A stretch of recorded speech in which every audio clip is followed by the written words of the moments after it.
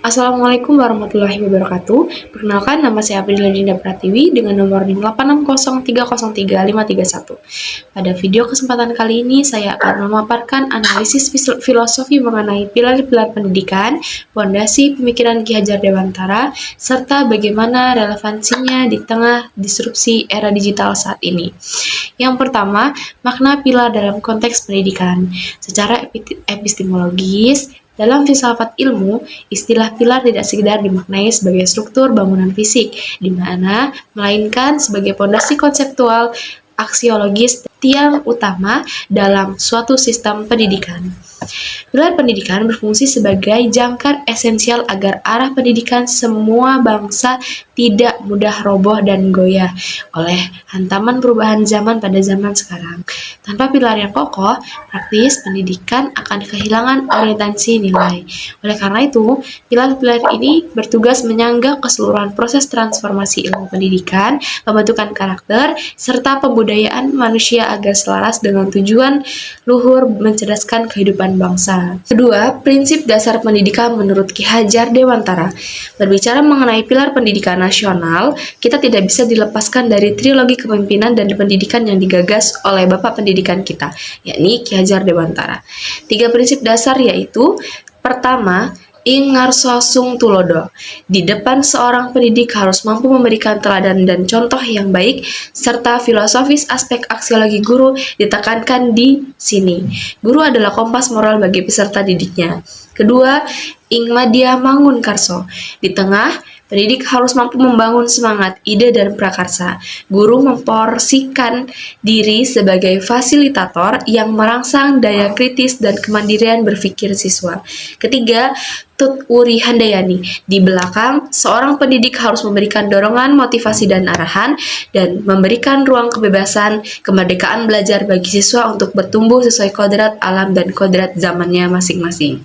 Yang ketiga, analisis relevansi dan tantangan di era digital saat ini. Jika dikonseptualisasikan ke dalam era digital saat ini, prinsip Ki Hajar Dewantara menghadapi tantangan ruang dan bentuk yang baru. Namun, esensinya tetap sangat relevan, di mana yang pertama, tantangan dalam pembelajaran daring dan peran guru masih bisa menggantikan peran transformasi informasi. Guru mengalami pergeseran peran, guru tidak lagi menjadi satu-satunya sumber ilmu, melainkan sebagai kurotar dan benteng moral.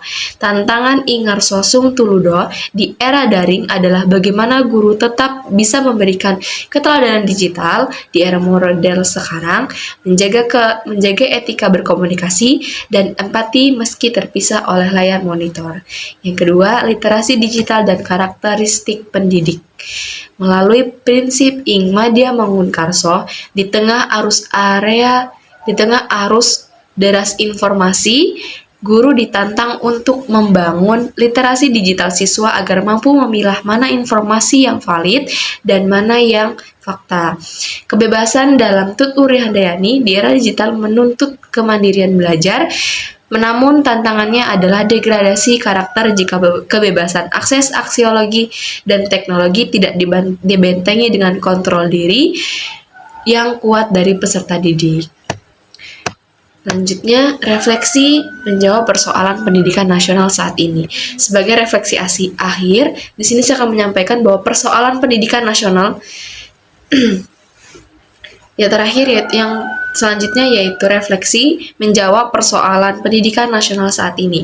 Sebagai refleksi akhir, saya akan menyampaikan persoalan pendidikan nasional kita saat ini masih berkutat pada masalah kesenjangan kualitas, hilangnya orientasi karakter, dan mekanisme pendidikan yang terlalu fokus pada angka-angka kognitif belaka.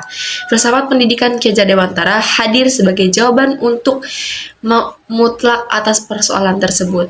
Trilogi pendidikan ini mengingatkan kita bahwa pendidikan bukanlah seorang pabrikasi manusia, melainkan proses memanusiakan manusia atau humanisasi, dan ketika pilar ini dihidupkan kembali, teknologi tidak akan menjadi ancaman yang mencabut kebudayaan kita, melainkan menjadi alat yang mempercepat kemerdekaan belajar, pendidikan yang maju, dan pendidikan yang adaptif terhadap teknologi digital namun tetap membumi pada nilai-nilai kemanusiaan dan kebudayaan luhur bangsa. Demikian yang dapat saya sampaikan, mungkin cukup ringkas, analisis ringkas yang dapat saya sampaikan mengenai pilar pendidikan dan pemikiran Ki Hajar Dewantara dalam perspektif filsafat ilmu. Kurang lebihnya saya mohon maaf. Terima kasih atas perhatiannya. Wassalamualaikum warahmatullahi wabarakatuh.